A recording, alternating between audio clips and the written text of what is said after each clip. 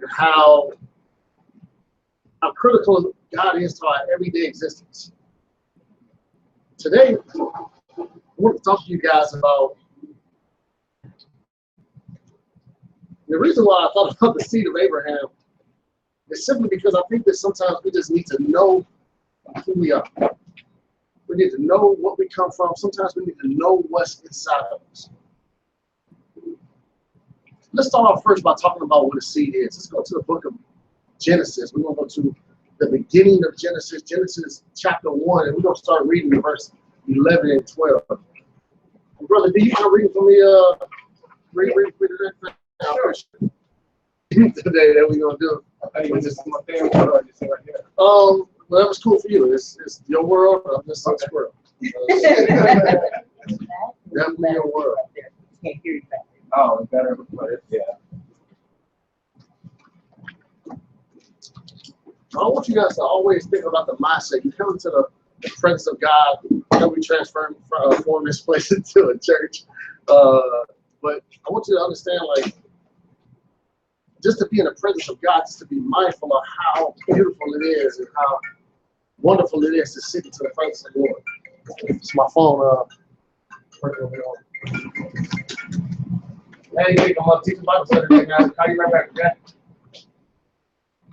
In my pocket. So where's the PTO account? Send it together. Take it out. I knew I was going to put it down.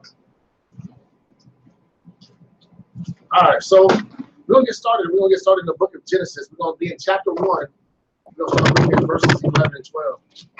Never take it as a small thing to be in the presence of the Lord. Never take it as a small thing to be able to hear the words of God being read to you. Never take it as something minor or minute for you to actually hear something that God, a love letter that God has written to you. For when Brother Delvin starts to read it and we start expounding upon it, never take it as something small. It is a huge deal to hear the words of God. I just think about it, a young lady when I was young and somebody wrote me a letter. I was like, man, let me hurry up and make sure the teacher's not looking at it. Let me come read exactly what she got to say. These are God's words. We have to fall in love with God the same way. Say, man, God is speaking. I need to hear what God has to say. What thus saith the Lord? I need to know. Because it's going to save my very life.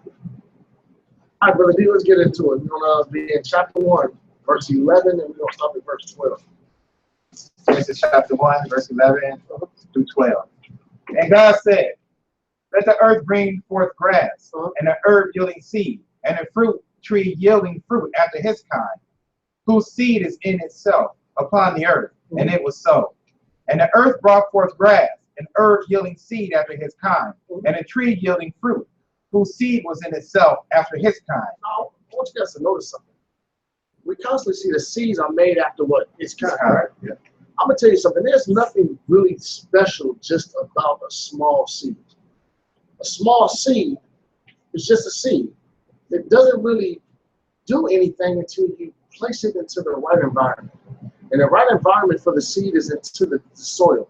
And when the soil comes, we have to be watered, and it has to have some sunshine, and then it starts to sprout. Next thing you know, that little seed turns into a big old watermelon, a big old tree, something that you say, wow. The problem is that we don't value just the seed. We value the watermelon, but we don't understand that the watermelon started off just like this. Many times when we read in the Word of God that we are the seeds of Abraham, we don't really value that we are truly the seeds of Abraham. And even though it doesn't look like much to us now, if we start to identify who we truly are in this book, then you'll start to see yourself as the watermelon that God has created you to be. There's a story I want to start off with. It's a story about Catalina. Catalina? Yeah. The caterpillar. Right? Caterpillar. Now, kids, I'm going to quiz you about this. I want y'all to make sure you guys know about it. Catalina was like most of us. She was depressed. She had a lot of wrinkles in her skin. Everybody called her overweight. She looked at everybody around her. She saw nothing but flaws within herself. She said, man, my skin is not as pretty as the snakes. I'm moving, thank God, but I'm not moving as fast as the snake does. I really wish I could hop just like the grasshopper. Man, you see that bird up there in the sky? I really wish that I was just like that bird. What Catalina has the same problem that many of us have today. We're constantly comparing ourselves with everything that is around us. We want to be like everybody that's around us. We want to be like everything and everybody else. Catalina says, you know what? It's time for me to end my life. She usually used to go crawl up to the little water bank, look into the water, see herself. And for some reason, she couldn't see how beautiful she really was. People around her didn't help. They talked about it too. Catalina, you this. Catalina, you that. Today, Catalina looked at herself and said, you know what? I'm going to just jump into this water. I ended up. Unfortunately, many of us have gotten to that point. I get email after email, DM after DM. I'm dealing with the same type of depression. Catalina was just about to jump in. Snake comes slithering up. Catalina, what you doing? What you doing out here by this water? Well, I just wish that I was as fast and beautiful as you. Bird came down and said, Catalina, what you doing down here? I just wish that I could fly like you. Look at these flowers. I just wish I was as beautiful as this flower. And then a butterfly comes down. That's the animal, the insect that she idolized the most. And the insect, and the butterfly came down and said, Catalina, what are you doing? She says, I'm about to take my life. I'm depressed. I'm going through it. The butterfly let it know. Says, man, I was just like you. I was at the same point. I had struggles just like you did. Matter of fact, I used to look just like you. Catalina couldn't believe it. Catalina's like, man, what do you mean you used to look just like me? Look how beautiful you are. Look how you get around. You fly to and fro. Look how beautiful you are. Look at your wings. My God. Catalina had no idea that she was eventually going to transform into that. Too many of us give up. They give up this walk with God. They give up this walk with faith simply because we don't know that we're going to end up like that. So today what we're going to do is I want to show you the man who God says that you are after his seed.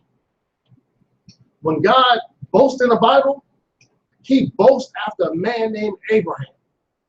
He says, I am the God of Abraham and his seeds. I want to let you know today that Abraham ain't much different than you guys. Let's get into the book. Like I said, we got a little reading to do. It's going to be okay. I want you to know before you leave out of here what's inside of you, what you're made of, and what you need to be looking forward to. Let's get started in Galatians, actually. We're going to go to Galatians 3, and we're going to start reading in verse 26. Galatians 3 and 26. Because you are the seed. A seed is, I cannot put a watermelon seed into the ground and get a dog. It does not work like that. I cannot put a flower seed in the ground and get a human. It does not work like that. I cannot put a pineapple seed into the ground and get a strawberry. It doesn't work like that.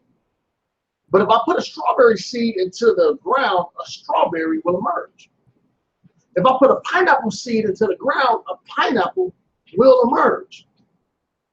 Therefore, you got to understand that seeds are created in the likeness of the places that it comes from. Or not places, but the items that they come from. Similar, people can look at my son and say, man, you come from him. My son comes from me. They can look at it physically and say, you are a byproduct, you are in his image. We look similar to one another. And because of that, we carry some of the same attributes. So, oh, you remember, that's how your grandmama used to be. Your granddaddy used to be just like that. Oh yeah, you like farming. Oh, you got restaurants. You know, your granddaddy used to own restaurants. It's characteristics that get passed through. And being the seed of one of the greatest men that ever existed upon this earth, I need you to know that there's greatness inside of you. First thing that we're going to do is we're going to read Galatians 3:26, and then we're going to get directly into the life of Abraham. Go right ahead. You can start reading. Galatians 3, verse 26. For ye are all the children of God by faith in Christ Jesus. For as many of you as have been baptized into Christ have put on Christ. Jew nor Greek, there is neither bond nor free, there is neither male nor female, for ye are all one in Christ Jesus. And if ye be Christ, then ye are Abraham's seed and heirs according to the promise. He says, if you be Christ, you are Abraham's seed. I mean, just think how big this thing is. If you are Christ, you Abraham's seed. Right. Why was this man so important? Why was this man so big into the eyes of God? So when he said, you with Christ, he said, I don't really care if you Jew, Greek, I don't care what line you really came from, but if you put on Christ, I'm going to look at you like I look at Abraham's seeds. Who was this man? Let's figure it out. Let's get to the book of Genesis. We're going to get into Genesis, verse 11 and 10. Genesis chapter 11 and verse 10. And we're going to, like I said, we're going to read this a little bit, go from 10 to 11, and we're going to skip through it a little bit. Let's find out about this man. Who is this man? Devin, let's read. Genesis chapter 11, verse 10. These are the generations of Shem. Shem was 100 years old and begot Arphaxad 2 years after the flood. After he begat Arphaxad 500 years, and begot sons and daughters. And Arphaxad lived 530 years and begot Selah. And Arphaxad lived after he begot Selah 403 years and begot sons and daughters. So anybody ever heard of Noah? Right? We heard of Noah, right? Noah had 3 sons, Shem, Japheth, and Ham, right? We physically come from the line of Shem for real. This is who our line is. If you came over here in slavery from the coast of West Africa, 9 times out of 10, you came from the line of Shem as well. You're a Shemitic people. We're Shemitic people. However, if you go down the Shem's line, you're going to keep reading, and we're going to see a man named Abram. This is who he actually came from. He came from a preacher of righteousness, whose man name was Noah. Noah preached righteousness in a world that was completely wicked. It also says that he was perfect in his generation. This man not only taught righteousness, but he lived righteousness. His righteous acts, a seed brought forth that took on some of the imagery of himself. And that man's name was Abram. Let's skip down to verse 26. We're going to stop at 27. And Terah lived 70 years and begot Abram, Nahor, and Haran. That's right. Now these are the generations of Terah. Terah begot Abram, Nahor, and Haran begot Lot. And Haran died before his father Terah on the land of his nativity, in Ur of the Chaldees. Go ahead. 29? 29. Go ahead. And Abram and Nahor took them wives. And the name of Abram's wife was Sarai, and the name of Nahor's wife was Milcah. And the daughter of Haran, the father of Milcah, the father of Iscah. But Sarah was barren. She had no child. So I want you, the first thing that you need to understand in your line is that there's challenges. Immediately after we found out that this man who God says that we the seeds after, first of all, his name was Abram at the time. Abraham is something that came on later. The first thing that we see is once he conjoined with his wife, the Bible lets you know that there were challenges that they were facing. In your family, there's some challenges that you may be facing.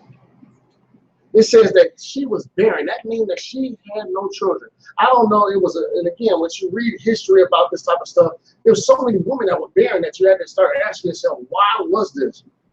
in the history books, we realized that a lot of women were doing some things to kind of keep that self looking a certain way. It was like some type of self-abortion type of thing. I'm not saying that's what she did, but a lot of women in those times would drink some stuff that would make them not be able to have kids. For some, you know, it was some bad type of reasons. I'm not saying that's what Sarah had. However, there were a lot of barren people at the time. Abraham wanted a child, and his wife wasn't able to conceive. That's a problem. That's challenges. This man had challenges just like you. The first thing that you'll think of when you think about, man, God, this man must be perfect. This man must have had a smooth sailing life. No, the man had challenges. He had a medical report that he had to get over just like we might have to in our life. Don't think it odd when you get faced with these trials and tribulations. The trials and tribulations is where. Let's skip over. We're going to go down to Genesis 12. We're going to start reading in verse 1. Genesis 12 and 1. Now the Lord has said unto Abram, get thee out of thy country, and from thy kindred, and from thy father's house, unto a land that I will show thee. And I will make thee a great nation, and I will bless thee, and make thy name great, and thou shalt be a blessing. And I will bless them that bless thee, and curse him that curseth thee. And in thee shall all the families of the earth be blessed. I want you to just think about this. This seems to actually, doesn't this just seem to come out of nowhere? It's like, even though I know it don't come out of nowhere, because the acts of Noah's righteousness, they produce more righteousness down the line. They produce, you know what, I like what you did for me when I told you that to build an ark, and I know you ain't never seen no rain before, and I know it seemed like a huge job, and I know I told you these animals was about to be coming into this ark, but you were a man of faith. You looked me in my face, and you said, God, whatever you say, I'm going to do. And guess what? You're going to produce some offspring that's going to be likened unto it. So when I see that offspring, and I see the one that decides to be the one that's going to follow me the way that I want to follow, who has a heart that got some type of seed inside of him that says, you know what, I want to be like you. I want to be do the things that Noah did, a little bit of faith that is inside of him. He says, Abraham, out of the blue, I'm going to use you. Not only am I going to use you, I'm going to bless those that bless you, and I'm going to curse those that curse you. Little old Abram, who's dealing with some marital issues, who's dealing with some issues with his medical reports are not looking right. Little old Abram, he decided, I'm going to be with you. And not only that, he says, through you, the rest of the world is going to be blessed. That lets me know that God had plans for this man. Let's keep reading. Let's see what it says next. Verse 4. So Abram departed unto him, and Lot went with him. And Abram was 75 years old when he departed out of Haran. Immediately we see a problem. Immediately we see us. We see God gave instructions. If we go back and read it again, you're going to see that God told Abram to leave mother, father, leave all your family. I want you to get yourself up out of that household and go to this land that I'm going to show you. First of all, those are some very vague instructions. But there's one thing that's not vague, is who to take with you and who not to take with you. Lot, if we read down, Lot was his nephew. Lot was not part of the package. If you want to read Genesis 1 again, just read it again as far as Genesis 12 again, where it tells you 12 and 1, where he tells them who to take with him. And the Lord had said unto Abram, get thee out of thy country, and from thy kindred, and from thy father's house, unto a land that I will show thee. So he just tells him basically, hey, you know what, get up out your house. I want you to go somewhere. I'm not telling you where you're going. Just get up out your house. I'm gonna take you somewhere and I'm gonna show you what it is. However, I want you to leave your people behind, but he decided I'm going to take Lot. So I want you to understand there's some trust issues that Abram had with God, the same way that we have trust issues with God as well. There's some disobedient attributes that is in that seed that you might be facing as well. God says something and he didn't happen what God said. That don't sound like anybody. That sounds like a lot of people I know. Yeah. God said, dude, well, I'm going to do it this way, though, God. I know you said do it, but I'm going to do it this way. God, I know you said jump, but you know what? I don't want to jump. I just want to skip. God says wave. I don't want to wave. I want to nod. God, but I still nod. See yourself in this man, Abraham. Abraham made a mistake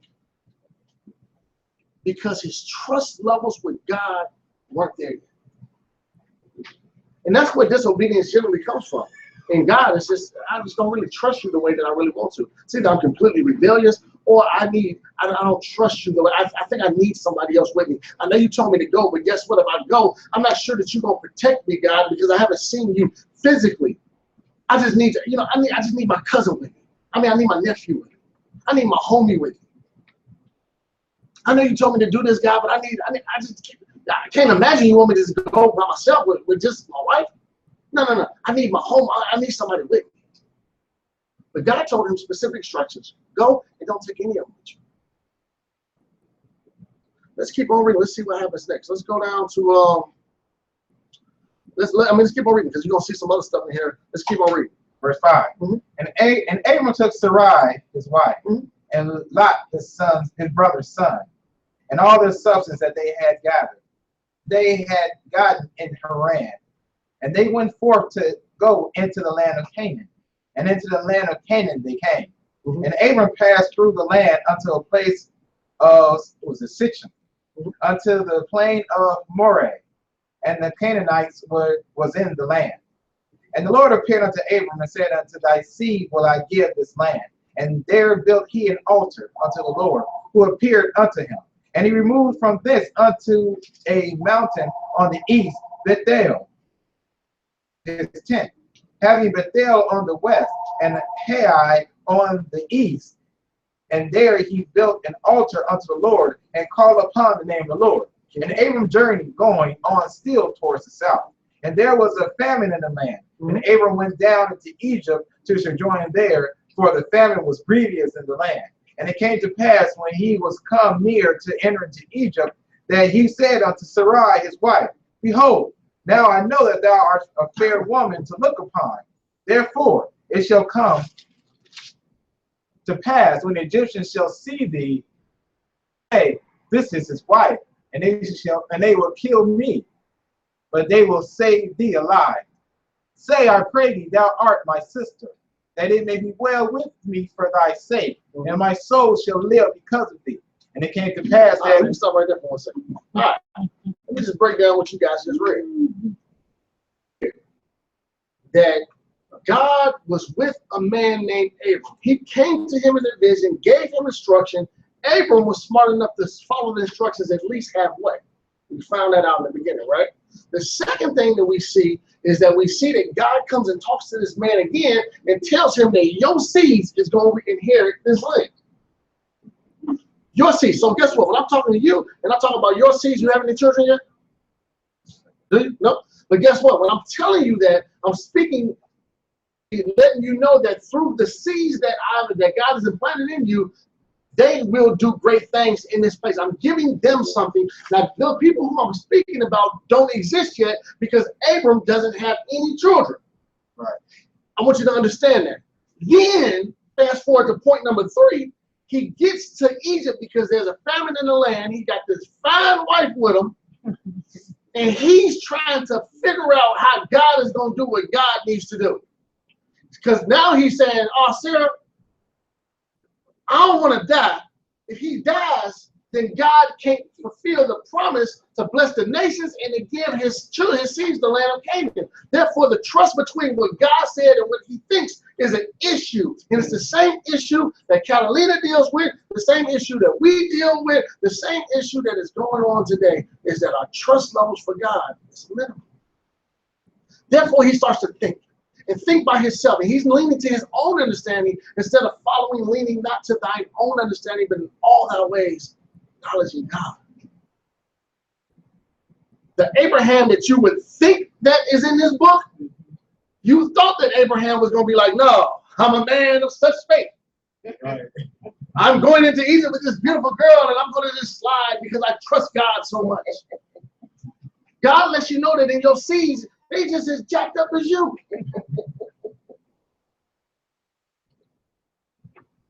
Just because you're going through it don't mean that you ain't going to get through it. It's okay. This man says, let's create a lot together. I'm going to just say, you my sister, so they don't kill me. What happens next is, let's read to see what happens next. So we're going to read a lot today. It's okay. What verse good? Verse 13. We'll Say, I pray thee, We'll stop at 18. But go ahead. Okay. Say, I pray thee, thou art my sister, that it may be well with me for thy sake, and my soul shall live because of thee. And it came to pass that when Abram was come into Egypt, the Egyptians beheld a woman that was very fair. She was fine. And she old as I don't know what. She fine. The king still wants her. This woman, this happens again later. We're going to see it again. But this woman must have really been fine. I mean, we got some fine ancestors, don't we? That's why we got all these beautiful women in here tonight. You know what I'm saying? Go ahead. Go ahead. The princess also of Pharaoh saw her and commanded her before Pharaoh. And the woman was taken into Pharaoh's house. And he entreated Abram well for her sake. And he had sheep, oxen, and he asses, and merchants, and men servants, and maid servants, and she asses, and camels. And the Lord pledged Pharaoh and his house with a great plague because of Sarai, Abram's wife. And Pharaoh called Abram and said, what is this that thou hast done unto me? Why didst thou not tell me that she was thy wife? See, God like, man, didn't I tell you that I was going to bless those that bless you and curse those that curse you? I know that you got your own plan. See, when you decide to lean to your own understanding, a few things start to happen. Number one is you start to curse other people. You involving other people in your mess, and now they're going to be messed up. Simply because you did not want to trust God.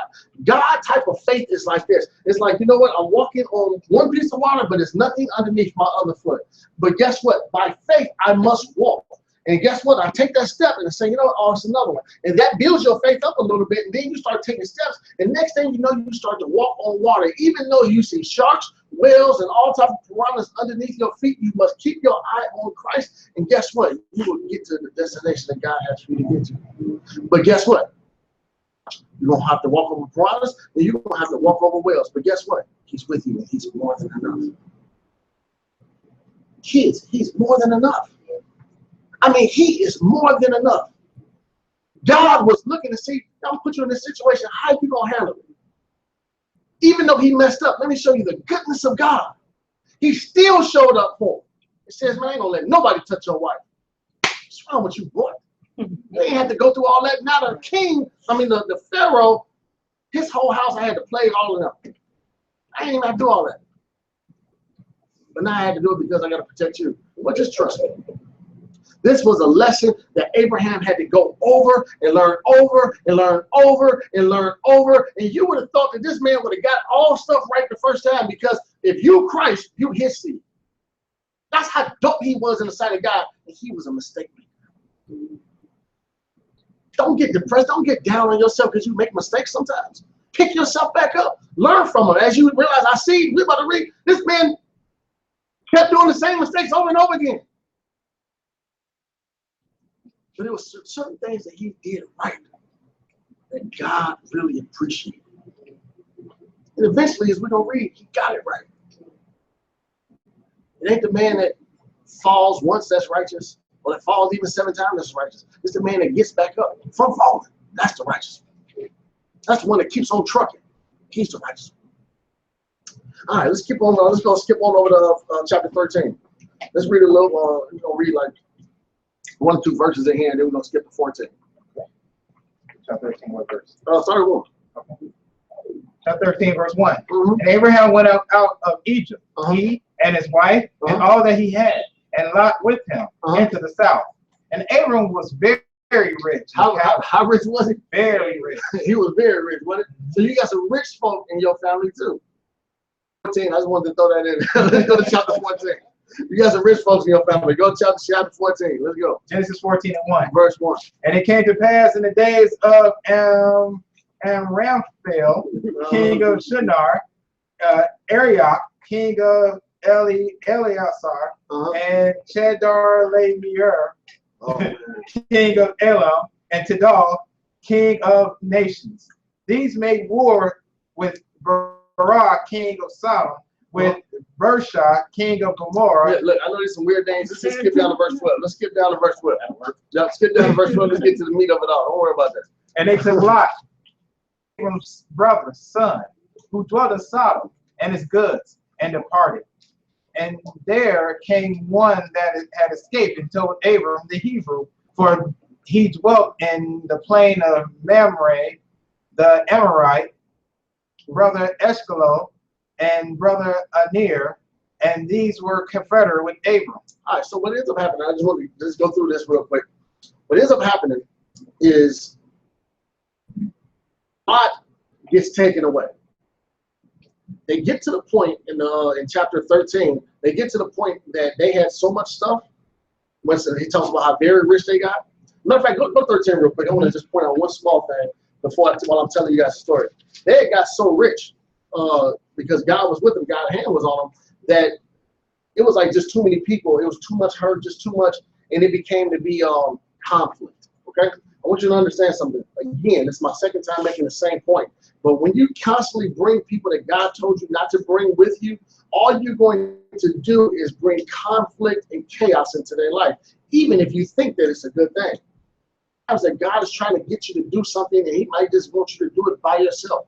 Even if you think that you're blessing somebody by taking them with you, you're going to cause chaos so much to the point that this one doesn't happen. Matter of fact, let's even read what it happens. Verse 14. Let's go to verse 14. Let's go up maybe right here. Let's go right here. Yeah. So what happens is, because they had so much, Abraham says, "Look, man, won't you choose some land your way, and I'm gonna choose some land my way." And let's see what Lot decided to do in verse 11. This is 13 and 11, and then we'll pick back up to where we left off. Then Lot chose him all the plain of Jordan, and Lot journeyed east, and they separated themselves the one from another. And Abram dwelt in the land of Canaan, and Lot dwelt in the cities of the plain, and pitched his tent to get toward Sodom. But the men of Sodom were wicked and sinners before the Lord exceedingly. So guess what? Because of all of this conflict, and in the midst of conflict, Lot actually made a bad decision. Lot decided that he wanted to go hang out with Sodom. This is among some really wicked people. It's going to cause him to get into all of this drama that we're going to read later on. But it's something in the next verse that I want to make sure that you guys see, that I want to make sure that you guys pay attention to. Read the next verse for me. And the Lord said unto Abram, after Lot was separated from him, thine eyes, and look from the place which thou art northward, and southward, and eastward, and westward.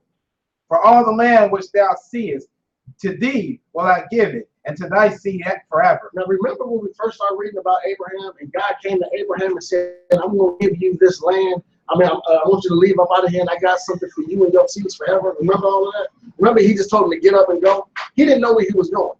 He just had to go by faith, right? But the problem is God's real plan cannot be revealed to you while you're still in sin. The sin was, as I told you before, that he brought Lot, his nephew, with him. That's not what God told him to do. He halfway did it. God's mercy allowed him to still be prosperous in that, but it didn't mean that he still wasn't living in sin. I want you to pay attention to that. Just because God blesses you through your mess doesn't mean that he's still not waiting on you to clean your mess up. Yeah. Just because God will bless you in your mess does not mean that he's not waiting on you to clean your mess up. It wasn't until Abram cleaned his mess up and said, Lot, you go this way, I go this way. And then God says, hey, yeah, where I had you journeying, this is the place right here. Your promised land cannot be revealed to you if you still living in sin. You have to get rid of the things that are holding you back in order for God's true plan in your life. I bet you God was itching to tell Abraham what he wanted him to do. I bet you he probably would have been a one-day process if he would have went by himself.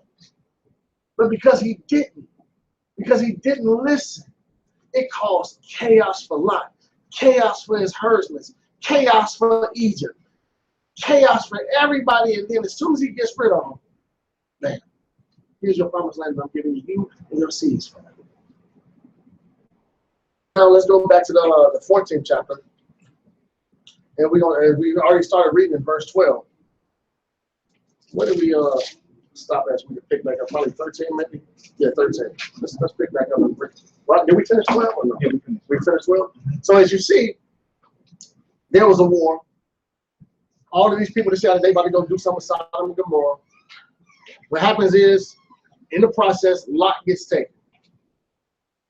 His nephew gets taken, and now what happens next? Verse 13, Genesis 14, verse 13. What happens next? And there came one that had escaped and told Abram the Hebrew, for he dwelt in the plain of Mamre, the Amorite, brother of Eshcol, and brother of Aner, and these were confederate with Abraham. So they done ran and told Abraham that somebody boom, boom, boom, boom, boom, jumped out of there and said, hey man, your nephew in trouble. He done got taken. They went to go tell that Hebrew boy, the one who God's with, the one who sees that we come from. And what did he do? He just sit back and say, man, well, they got him, huh? Or what did he do?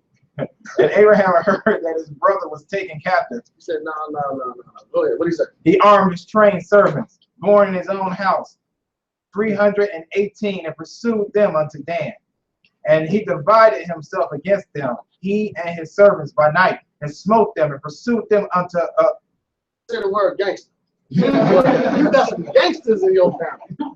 And it's okay. Because I'm going to tell you something. Let me tell you what it didn't say. It didn't say Abraham was like, God, please. He said, hey, look, we train y'all up. Let me get y'all straight. Let's get a plan together and let's get going. Because guess what? It's time for action. That's in our family as well. That's good stuff here. All right, let's go to verse 18. Let's check it out. I like that part. Verse 18. Skip down to verse 18. And Melchizedek, king of Salem, brought forth bread and wine, and he was the priest of the Most High God. And he blessed him and said, of the Most High God, possessor of heaven and earth, Most High God, which hath delivered thy enemies into thy hand, and he gave him tithes of all. And the king of Sodom said unto Abram, give me the purses and take the goods to thyself. And Abram said unto the king of Sodom, I have lifted up mine hand unto the Lord, and the Most High God, possessor of heaven and earth, that I will not take from thee a thread, even a shoe latch, and that I will not take anything that is thine, lest thou shouldest say, I have made Abram rich, save only that which the young men have eaten, and the portion of the men which went with me, and Aner, Eshcol, and Mamre, let them take their portion. I'm going to tell you something. Out of everything that we're going to read about Abraham and everything that we have read, this is the part that sticks out the most to make me believe this is why God chose him over everybody else. He didn't want nothing or nobody else to make him rich other than God himself. No matter how he had trust issues, no matter what bad mistakes that he was making, no matter how he was lying, there was something inside of him that said, you know what? Everything that I want to do for you. This really reveals his heart. Like, man, you know what? I don't look here. I want to give, and guess what? I don't want nothing that don't belong. I don't want nobody to say nobody made me rich but God. I don't want to say nobody that got me through this but God. I don't want to put nothing on nobody else. I don't want no honor going to nobody, especially myself. I want it all to go to God. I think that spirit, that heart, is what made God say, you. He had brothers and sisters. Do we even read about him anymore? There's some Abrahams that's listening to my words right now. And if you don't feel like you can be like an Abraham, just do this. Just say, you know what? I need to change this part of my life. The heart. Because there was all kind of other mistakes going on. But if God sees a pure heart, he can use you. Okay? A pure heart will allow God to move even when you're unpure. We see how many issues this man got so far. We ain't even issue after issue after issue, but what we do see is a pure heart towards the Lord. Hey, it's my seeds right there. How y'all doing? Abraham seeds, my brothers, my sisters. Let's get to let's go to, where are we going? Genesis the 15th chapter. We're going to Genesis 15 and we're going to pick up at verse 6. What's up, young Israelites? Grab a chair, take a seat. God bless you. I got something else right over here for you guys. What's up, bro? Sean, probably coming through the back. There's some other chairs in the back too, Jeremiah. I hear some seats over here too. So we're going to pick up in Genesis, the 15th chapter, in verse 6. Hey, Christy. Okay. That's my little nephew. Let me see your nephew real quick. Everybody see right there? That's my little nephew, the little Hebrew right there. That's my New York family right there. That's my little sister. Mm-hmm. Yep, she is a New Yorker. She's in town for a couple of days. What's up, Big Mick? All right, so Genesis 15, we're going to start reading verse 6. Let's find out what else about Abraham that we can pick up on, that we can actually attribute in our seed, in our trending seed thing that we're dealing with right now. Go ahead, verse 6. You wait. And he believed in the Lord, and he counted it to him for righteousness. And he said unto him, I am the Lord that brought thee out of Ur of the Chaldees, to give thee this land to inherit it. Lord God, whereby shall I know that I shall inherit it? And he said unto him, take me an heifer of 3 years old, and a she-goat of 3 years old, and a ram of 3 years old, and a turtle dove, and a young pigeon. Right. So hold on, before we keep on reading, I just want to tell you guys what's about to happen, because that's about to be a lot of doves reading cattle and cows that you don't probably want to hear about. However, I want you to pay attention to something in verse 6 that he said. It says, and he believed in the Lord, and he counted it to him.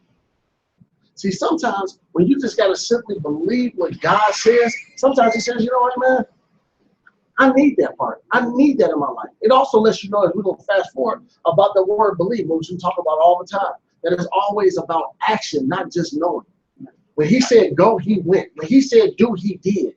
You can't be a believer in the Lord and be counted for righteousness simply by knowing. Abram could have said, man, you know what? I know I've been, man, about 2 years ago, God been told me to get up out this house. Abram left immediately. When God says go, you have to go immediately. One of the things I always love about my wife, this is the great, look, I've been studying the Word of God for over 20 years. I'm 40 years old. At 20 years old, I was studying the Word of God at a high-end level. And I didn't go around telling nobody about none of it, because it was like, hey, you know, I'm not going to judge you for what you're doing. I'm just going to try to be me, be the best me I can be. So I go into my wife's house, and I got my daughter now. She was my, you know, just was her child at the time.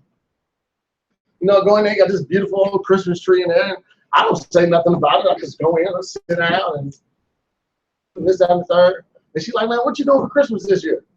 I say, I don't celebrate Christmas. So well, why? Pulled up the scriptures. She picked a tree. Said, hey, let's pack this up, throw this in the garbage. The baby said, what's going on? She said, we don't celebrate Christmas no more.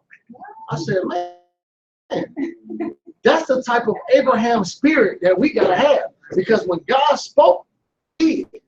And when you want to hesitate about what God is saying, the more that you sit there and miss out on what God is trying to do, not only with you, but the generations that he's trying to bless through. The worst thing that I've ever done and the worst thing that we could ever do is give God a timeline on what he wants you to do. Yeah, God, next year, that sounds like a good deal. Give me 2 years, I'm on that, God. Yeah, I know. Next month, that'll be a better month for me to get started, God. The time to get started is now. I'm not saying jump out the window now, but plan the process now. Get it together now. Start your confessions and meditations now. I look back on something because I went back and forth. When we was leaving the lighthouse, the owner tells me that he doesn't want me to lease to me no more. But I mean, this is completely out of the blue. After we had already said exactly what we were going to do, had everything planned out, he just says, no, I'm not leasing to you no more. So immediately, said I want to get our rate to Abraham. I said, you know what? My seed members had trust issues, and because of those trust issues, other people got hurt. Let me simply trust God and say, God, whatever you want to do. But my preparation plan was the same way that the belief process is. I called Michonne. I told Michonne about this address on 1660 East 55th Street. Michonne said, I like that address, right? So I said, let me do this. I said, I believe this is what God wants me to be. I literally sent a text out to my kids, a few other people, and said, just say this with me. 1660 East 55th Street is the new lighthouse location. Just see it in your mind. Just see it one time in your mind and say it. Just repeat what's on this text. That was so, like, literally, I forgot about it because after that, they already told me I'm not. Right after that, I put in an application. I was like, no, it's not going to work. You're looking for other spots. But then next thing you know, I remember, oh, no. Believe God for it. Next thing you know, I called them back and say, hey, I know you said that I was unapproved for this, but I want that space right there. That's the space that's mine. They say, oh yeah, we've been looking for you. Yeah, you approved. You have it. You know what I'm saying? Like, again, my whole point, like, you know, the plan what you're doing, but don't let nothing stagnate you by telling God, oh, well, next time. I could have said, no, God, I know he said no, but I'm not taking no for an answer. And I said, man, just sit back and just let God move. Let God work. Let God have his perfect way. The same way that he wanted to have his perfect way with Abraham, the same way that he wants to have his perfect way in you. He's telling Abraham here, guess what, boy, you about to have some children. He says, man, prove it to me. Show me. Abraham still got trust issues. He done seen God time after time again, and he's telling God, man, you know what? Prove it to me. And God's still being a good God, like, all right, man, cut this cattle, split it down the middle. Once this come down, once dawn happens, all of this stuff that's supposed to happen, just to prove to Abraham that he's real. That's in our family. Doubting God is in our family line. The man that God says, I'm the God of Abraham, he doubted God the same way you did. It ain't over. Just stop doubting. It's not over. Pick that piece up and get moving forward. Stop doubting God. Let's skip on down. Let's go to chance, God. Where we at right now? Let's see. Let's go to chapter 16. Chapter 16. We're gonna start reading the verse 1. Now Sarai, Abram's wife, bare him no children, and she had a handmaid, the Egyptian, whose name was Hagar. And Sarai said unto Abram, behold now, the Lord has restrained me from bearing. I pray thee, go in unto my maid. It may be that I may obtain children by her. And Abram hearkened unto the voice of Sarai. So hold on, here we go again. Listening to your wife, boy, always gives nice one. Well, let me tell you, this man, God's telling him, I'm going to do it. First of all, Sarah was his wife. Therefore, his desire was to have a wife with this woman who desired to have his child. That's God's perfect plan. I'm going to tell you something. Side note, remember, press hand, thanks. When I was doing the deal at the lighthouse to renew my lease, I kept saying to myself, this is not God's best for me. But I'm looking, listening to everybody, and I'm like, man, you're right. I did build this place. But in me, I kept saying, this is not God's best. And I'm sure Abram at this point is saying, I know God said that he's going to move with me with this, but you want me to sleep with my handmaid? You want me to sleep with the maid? I got a wife here. I know I'm old, but this is who I started this thing with. I love you. I know this ain't the plan of God, but the pressures of other people talking to you will cause you to do things that do one thing only, and it's called affect everybody else in the wrong manner. Every example that we've seen in this word, every time that Abram steps outside of doing it his way and settling, what we see is that not only he, but all kind of other people become affected. When all we have to do in the beginning is simply trust. Lot didn't have to lose his wife. Lot lost his wife by going with Abraham. He didn't have to end up in Sodom and Gomorrah. It didn't have to go that way. Abraham was in error. The Egyptians didn't have to get the plagues that they were getting when he took his wife in. Abraham told him to lie. Abraham was in error. Abraham didn't have to listen to the story that we read now. He didn't have to go into his handmaid and cause her to be moved all the way into a dang old forest, and for the wife and her to get into it, and then him to have a son that he can't even see but for all kind of years and years and years, and now he got 12 princes, and now all hell's breaking loose with his children over there now. It didn't have to happen. It all happened out of untrust, not trusting God for what he said. We sometimes, somewhere in our generation, we finally got to say, you know what, I'm just going to trust you. I don't care if it takes me waking up and just going to sleep for months and months and months. I trust that you're going to give me a plan. I'm trust that you're going to cross my roads. I'm trust that you're going to bring me a husband. I trust that you're going to bring me a wife. I trust that you're going to bring me a friend. I trust that you're going to give me a vision. I trust. And there's nobody that trusted God that laid in the grave and didn't get exactly what they trusted God for. Nobody, I can guarantee. And there is nobody that is in the seed of Abraham that trusted God that he will make sure that your seeds are not blessed. This is the way God is. The more you buck against God, the more you wait. The more you buck against God, the more you hurt. You gotta trust him. Let's skip down a little bit. We're gonna skip down to we talked about. Let's go to chapter 17. Chapter 17, let's find out how old this man is. What happens next? Chapter 17, verse 1. Press in. When Abraham was 90 years old and 9, the Lord appeared unto Abram and said unto him, I am the Almighty God. Walk before me and be thou perfect. And I will make my covenant between me and thee, and will multiply thee exceedingly. So guess what? This is at 99 years old. God says the same thing that Christ says again, because this is all the same person that's all talking the whole time. Remember in the book of Matthew, he says, man, be ye pure even as I am pure. He just tells him the same type of thing. He says, Abraham, what does he tell him exactly? What's the word? Before me, be thou perfect. He says, walk before me, be thou perfect. And then what does he say after that? And I will make my covenant between me and thee. He says, and I will make a covenant between me and thee. God is starting to let you know that, guess what? I know the mistakes that you've made in the past, but there's going to come a time that you're going to have to, look, God's going to come in and say, you know what? Mistake time is over. It's not that you still ain't going to make a mistake, but God wants you to start moving with a different level of attitude, a different level of trust in him. He says, you know what? Walk perfect before me. And guess what I'm going to do? I'm going to create a covenant between me and you. Anybody know what a covenant is? It's a promise. Anybody know what a marriage is? It's a promise. Just think about that. God comes to Abraham, our seed. God, the God of all heaven and earth, comes to someone in our family. This is our family member and says, I want to create a marriage, a covenant, a promise between me and us forever. We are in this covenant. What does he say? What's next? Let's just read. In verse 3. And Abram fell on his face, saying, as for me, behold, my covenant is with thee, and thou shalt be a father of many nations. Neither shall thy name any more be called Abram, but thy name shall be Abraham, for a father of many nations have I made thee.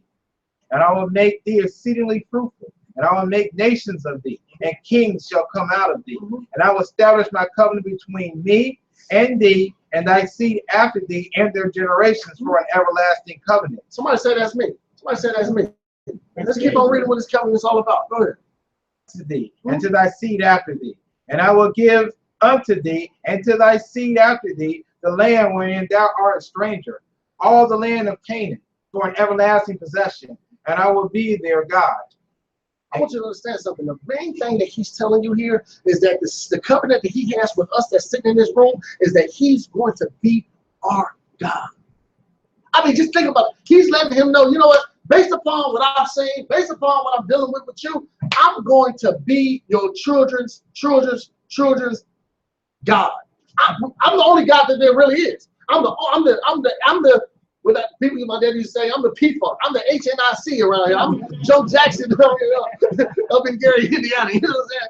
I am the all in all. I am the I am. It's me, and I'm going to be their God. You think it's a reason why we congregate to read the word right now? Do you think that people talking about this, the white man, this is not no white man's religion. This is our God that we're serving. We know who our God is. Now we think that we've gotten so lost that we think that we're serving the Egyptian gods. Oh, that's all really God. Yeah.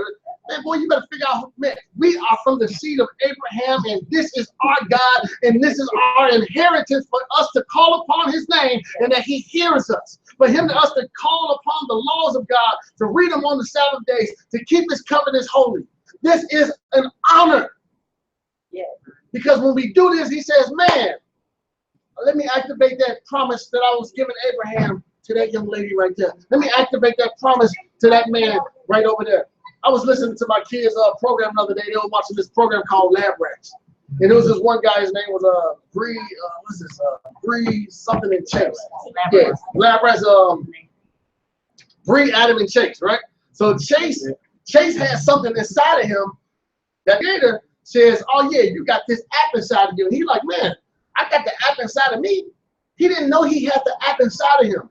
He didn't know that he had this great thing that was inside of him. It was hidden in there. The same way we don't really know that we got seed in us. We don't really know that we got these promises in us. We don't know it. And then if you don't know it, you don't. Now, once Adam knew it, he was trying to, or Chase knew it, he was trying to activate it. And to get it activated. And so it's our time to start activating it, figuring out how can we get this thing activated. And let's start living our life a certain way. Let's start calling upon this God a certain way. Because the same God that came to visit our ancestors is the same God that's coming to visit me. The same God that wants to bless them is the same God that wants to bless me. It's time for us to jump up out of our situations, put our hands up, kick our feet out and says, man, God is my God and I am in covenant with you. And it's time for me to wake up and realize that I'm married to God. I am an Israelite. I am a Hebrew. I am from his seed. Therefore, it's time for us to live like it. I mean, come on, we need to check these chains off. Get slavery. Get all of these. Get all of that. God is our God, and he has his ears attending to our words. We can do this. It's not time for depression no more. We are Abraham's seed. I made a mistake. I just can't go along. Man, Abraham made mistakes. So what? Didn't do it all right. Abraham didn't do it all right. Well, I'm a liar. Abraham was a liar. So I've been believing God for something for so long, and it ain't happy yet. This woman inboxed me and said, everything I believe God for, it ain't gonna happen yet. Then right after that, another lady says, I'm really looking for a job. I want you to help me, but I know you ain't gonna help me anyway, so I don't even know why I'm writing. I didn't even respond to neither one of them. I said, look, guys, you're right. It's Joe. If you think of it, that's how it's gonna be. You're right. You're right.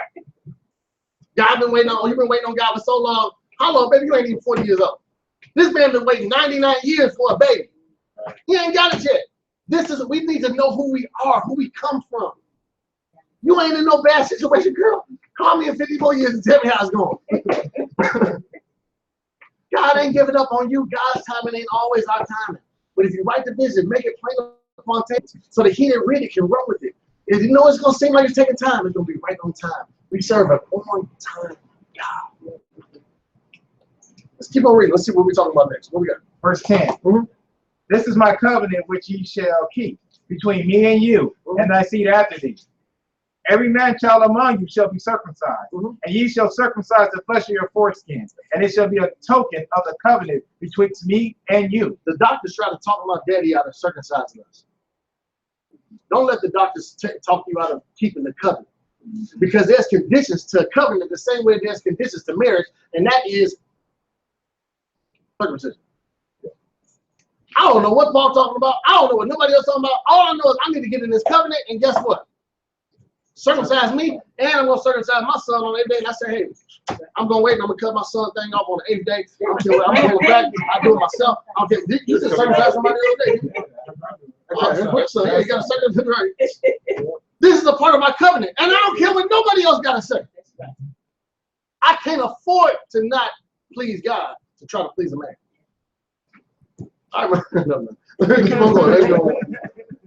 Verse 12. And he that is 8 days old shall be circumcised among you, every man child in your generation. He that is born in the house or brought with money of any stranger, which is not of thy seed. He that is born in thy house, and he that is brought with money, must needs be circumcised. And my covenant shall be in your flesh for an everlasting covenant. And the uncircumcised man child, whose flesh is of his foreskin, is not circumcised, that soul shall be cut off from his people, and he hath broken my covenant. Man, it ain't no question. Go circumcise your kids today. Right. What we got next?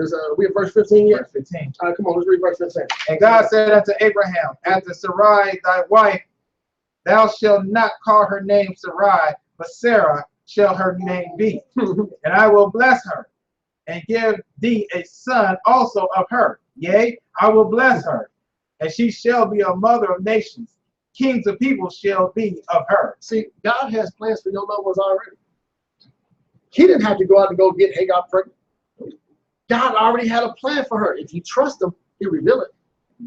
That's why he came and said, look, man, trust me, dude. Trust me. Walk perfect before me, homie. I got you. But guess what? I know I changed your name. I ain't going to leave your girl out. Change her name, too. Her name is going to be Sarah now, and now she's going to be the mother of many nations. Who, this old woman? Yeah, that old woman. I'm God. Nothing's impossible. Don't give up on your dreams. That woman been dreaming to have kids for probably over 70, 80 years. To the point that she passed all childbearing age stages. It's over. There's no childbearing left. It's over. It's over. It's over. Everybody in the world says over but one person, God. Oh, change her name. Guess what? Names meant so much then. And now you got two old people walking around talking about, I'm the father of many nations and I'm the mother of many nations. Now when God tells you to start calling things that are not as though they were, you laugh at them. When I tell you the things that I'm going to do on this earth and what my children are going to be and the people that are under my voice right now are going to be and the people that are next to me right now are going to be, everybody in the world going to laugh at me. I told this man right here sitting in this chair the other day, I sat there and I told him, I said, look, man, I'm going to get these people together and we're going to do this and we're going to change this and we're going to do this and this is exactly what he's going to do. He says, man, that sounds good, but black people don't get together. I said, let me explain something to you. That's for you and your black people. But for me and my black people, we're going to get together and we're going to do it because God said so. And I'm not ashamed to tell you what's about to happen because I'm going to call things that are not as though they were. And that's the only way that they're going to be. He told Abraham, follow my way. Go around and call yourself the father of many nations. Look like a fool in front of your friends. Sarah, get your butt up. Call yourself Sarah. Make yourself look like a fool in front of your friends. Because I'm going to let them know that a God in Israel still exists. God wants you to, to you guys, he wants the world to know that he still exists. That he ain't done with you yet. You too old for that? You ain't old enough for it. You're not smart enough for that? You ain't dumb enough for it. I can do all things through little old you. You too young for it? You ain't young enough for it. I got something I want to do in you because I want to prove to them that I'm God. Let God show off in you. Let God show off in you. God want to show off in you kids. God want to show off on you. Through you. Let's go to Genesis 20. Let's go to Genesis 20. And we're going to start wrapping it all up. Genesis 20, you can start reading verse 1. Abraham journeyed from thence towards the south country, and dwelt between Kadesh and Shur, and sojourned in Gerar. And Abraham said unto Sarah, his wife, she is my sister. And Abimelech, king of Gerar, sent and took Sarah. And God came to Abimelech in a dream by night, and said to him, behold, thou art but a dead man, for the woman which thou hast taken, for she is a man's wife. And Abimelech had not come near her. And he said, Lord, wilt thou slay also a righteous nation?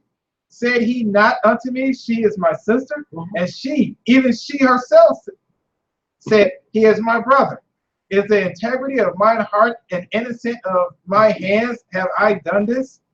And God said unto him in a dream, yea, I know that thou didst this in the integrity of thine heart. For I also withheld thee from sinning against me. Therefore suffer I thee not to touch her. Now therefore restore the man his wife, for he is a prophet, and he shall pray for thee, and thou shalt live. And if thou restore her not, now know thou that thou shalt surely die, thou and all that are thine. Now watch this. I want to bring it back home. After all God has already done for Abraham, this is our family we're talking about. He goes back and still makes the same mistakes. It's still a trust issue going on. At what point are we going to start simply trusting our God? After this already happened before, after all of this, after he done came to him, he done showed him, he done proved himself, he's still walking around talking about, yeah, that's my sister. That's my home. That's my sister right there. God is still so good that he shows up to Abimelech in a dream and say, hey man, boy, you touch her, I'm killing you, and I'm killing everybody that be dying. I'm killing them all. Give that girl, give my man her wife back. I got plans with them. I mean, this is RC. This is where we come from. So when the caterpillar gets depressed, and you get depressed about how, well, yeah, God, I know you did it, and I made another mistake, and I'm so sorry, God, I'm so sorry. He said, you ain't nothing but Abraham, and guess what? I am the God of Abraham. It's okay. Pick yourself back up and keep trucking. He gives them another chance. Let me show you what happens next. He gives them another chance. Genesis 21. We're going to start in Genesis 21. We're going to start reading in verse 1. Genesis 21, it gives them another chance to get it right. God is the God of second and third and fourth and fifth chances. If you got a heart for it. If you don't, you're going to find that man just like the man who God killed on the Sabbath day for picking up sticks. I always look at that and say, you know what? God, why you kill that man for picking up sticks? And God always let me know, it's his heart. His heart was wicked. His heart was wicked. Because guess what? If you just walked out and made a mistake picking up sticks, but if I tell you don't pick up sticks and you're going to go against me and tell me, no, I'm going to pick up whatever I want to, boy, no, I'm going to have to kill you. It's a heart issue. God ain't no, this is a Sabbath day. This is a feast day. This is a time of celebration. We should celebrate with a heart of righteousness. Not well, let me make sure I don't say my own, this word or that. Let me think that thought. Whatever you do have love flow out of it. He's got a whole Isaiah boy. Next thing you know, everything became I gotta just do like this on the Sabbath, and I can't move to the inch to the left or to the right, and the horse must die, and the cattle must stay flat, and don't eat their food if you made a mistake. And that's not what God intended. Anyway, let's get back to Abraham. Abraham, Genesis 21. Let's see what happens with Abraham. Our ancestor finally got it. Abraham finally did it. He did it. He trusted God. He finally trusted. Finally. Let's go. Let's read about this ascension of righteousness with Abraham. Genesis 21. Starting verse 1. And the Lord visited Sarah after he had said, and the Lord did unto Sarah as he had spoken. And Sarah conceived and bare Abraham a son in his old age, at the set time of which God had spoken to him. And Abraham called the name of his son that was born unto him, who Sarah bare to him, Isaac. And Abraham circumcised his son Isaac, being 8 days old, as God had commanded him. So he finally gets the gift that he's been waiting for all this time. Him and Sarah, right? 100-year-old folks having babies, right? Let's go to verse 22. Somebody in chapter 22. Everybody say, oh boy. Oh boy. Let's see what God's up to next. Because guess what? You keep making the same trust mistake, God gonna keep putting stuff in front of your face to see if you won't trust him. Yeah. Keep making the same mistake. God will give you another chance. You're gonna have to go through some more drama. Yeah. God provides drama. He's a drama series director. He's the producer of CSI 1, 2, and 3. But go ahead. Chapter 22, verse 1. Let's see about this God we serve. Boy, he cold. And it came to pass after those things that God did tempt Abraham, and said unto Abraham, and he said, behold, here I am. And he said, take now thy son, thy only son Isaac, whom thou lovest, and get thee into the land of Moriah, and offer him there for a burnt offering on one of the mountains. God calls Abraham, says, boy, come here.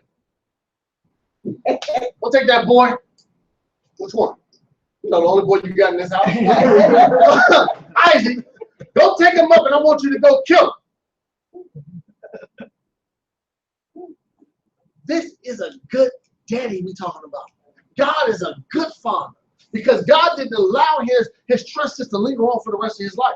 He says, you know what, man, it's time for us to really get to the bottom of this. Boy, go kill your son.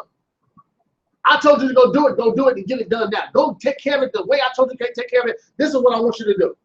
Now, Abraham has to do one of two things. He has to trust that God is going to deliver his son from this sacrifice or not. It's one of two things for him. It's either hitting the mark in God or not. Because the seed promise was through Isaac. So it's either I'm going to trust what God previously said. Let's see what Abraham says. This is what Abraham finally gets.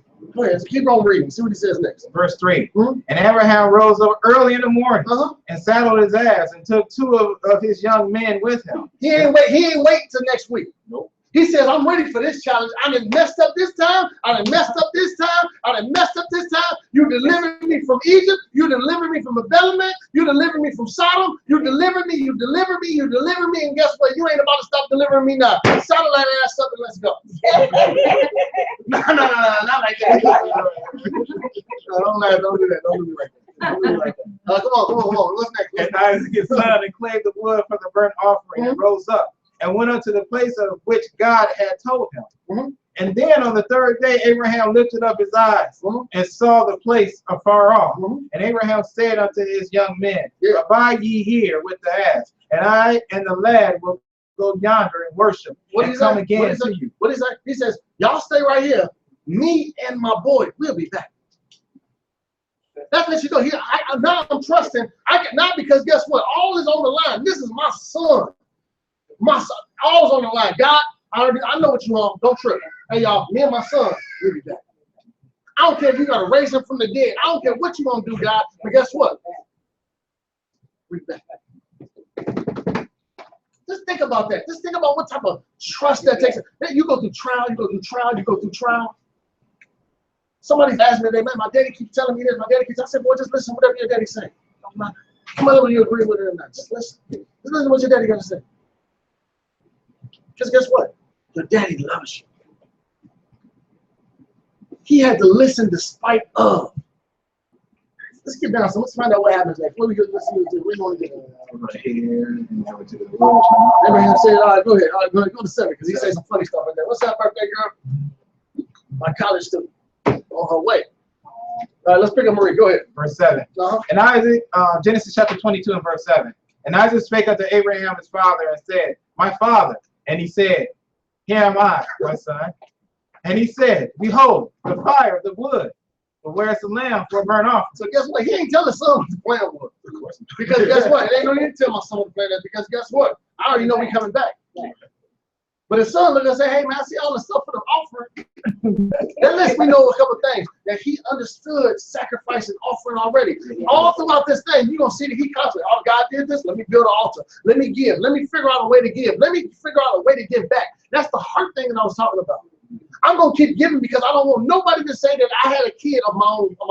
Let me give because I don't want nobody to say that I got rich out of my own. I don't want nobody to say I got nothing out of my own. It all came from God and he gets all the glory. And then what did he have to tell his son? Verse 8. And Abraham said, my son, God will provide himself the lamb for a burnt offering. So they went both of them together. I want you to understand something. This is the same place that Christ died. The same here. This is what Christ died in. You go back to the history and you find out what this is. This is the exact same place. The exact same place that Christ died. He says, man, behold, he's going to provide a lamb for a burnt offering right here. He's letting him know, even though I know God told me to come use the lamb, he's going to provide a lamb. This is the reason next. And they came to the place which God had told him of. And Abraham built an altar there and laid the wood in order and bound Isaac his son and laid him on the altar upon the wood. And Abraham stretched forth his hand and took the knife to slay his son. And the angel of the Lord called unto him out of heaven and said, Abraham, Abraham. And he said, here am I. And he said, lay not thy hand upon the lad, neither do thou anything unto him.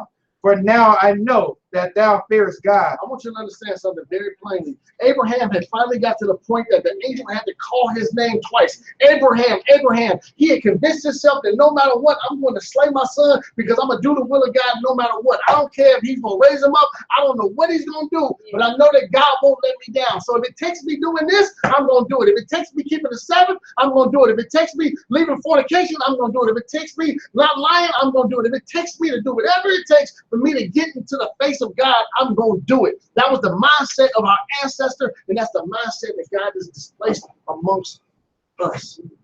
We must obtain it. No matter what. Abraham, Abraham. Let me know, boy, stop. Hey, stop, boy. Yeah. Calm down. I know you in this. And then he says, I know beyond a shadow of a doubt that you gonna do what I ask you to do. What does he say? What does that? Seeing thou hast not withheld thy son, thy only son from me. And Abraham lifted up his eyes and looked, and behold, behind him a ram caught in a thick by his thorns. When you decide to give it all to God, God is not only going to preserve what you're looking for, what you really want out of life, but he's going to give something else. I say, you know what, sacrifice this again. And now I know beyond a shadow of a doubt. Now I know that you trust me. I know that you're with me now.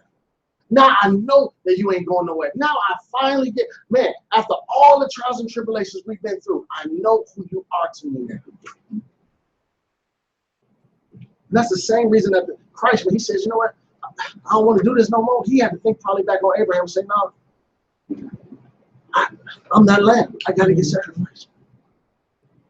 I'm caught in the thickets. I have to die to death. God boasts upon the faith of this man. I got one more thing I want to read, and I want to get out of here. Let's go to chapter 26, and we're going to read verse 5. Chapter 26, verse 5.